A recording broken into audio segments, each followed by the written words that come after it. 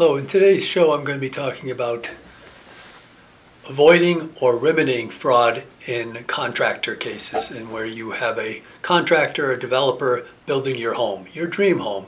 Often you're in a situation where you've owned homes before, but now you're ready to customize your own home. You find a developer that's done some nice homes in the past, and you've decided to use that developer to build a property. Maybe that developer is selling you the land and developing the property, the house on the property. And in that situation, you do want to talk to a lawyer ahead of time, is my recommendation. I've dealt with these cases both in the litigation area, in remedying this situation and preventing the situation to begin with. Most developers and contractors are stand-up people, and they do wonderful work, and their reputation is out there because they do stand-up work. But there are others that actually do good work because of their employees that do good work. They have great carpenters and the like, but something has gone on in their life. Either they always were bad people and they've just hidden it well, or something's happened in their lives.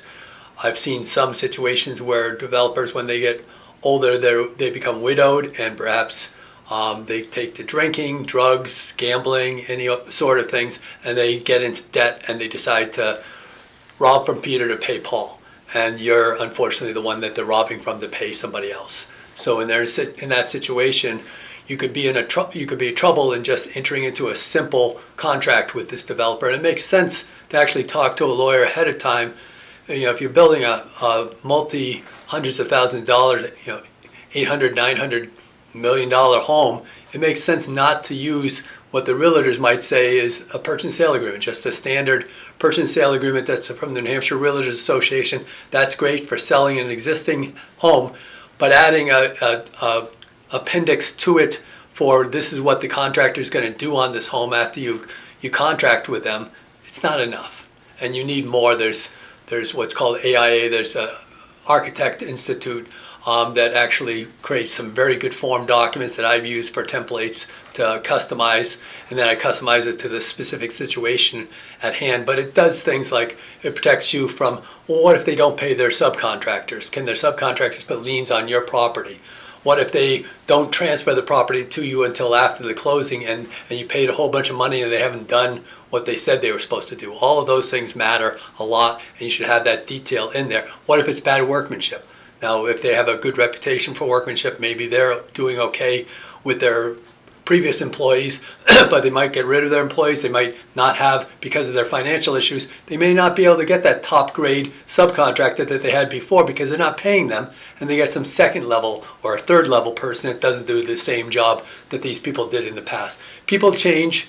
As we say, sometimes fine wine gets better at age. Sometimes it turns into vinegar. So you don't know who this person might be, and it's worthwhile having good contractual obligations there, because good fences make good neighbors, and it also makes good sense in any type of contract law to have that situation established. If they are, in fact, if you're in a situation and you've spent money and the contractor is continuing to give excuses as to why he needs more money or she needs more money, and they haven't done the work, it's time to talk to a lawyer. I've had situations where the person they built the foundation and they're hundreds of thousands of dollars into the construction, and they have tons of excuses. And what they're doing is they're committing fraud. And in that situation, you had to go in quick, get some liens on their properties, aggressively in litigation, and then deal with it that way, because that person can't be trusted. Again, the contracts matter, but if they're actually taking the money and just embezzling it and they're not putting it into the project, you can convince a judge with a lawyer that presents the evidence well to go after this person. And rather than continuing to trust them, it's what I call in the old Peanuts show, Lucy and the football. Don't kick that football. This is a Charlie Brown reference. Don't do that. Don't continue to trust this person. Go to a lawyer and figure out what your rights are. And I've done these cases. You can contact our firm at 603-883-5501, or check out our website at hamker.com. That's hamker.com. Look forward to working with you if you have an opportunity to. Thank you.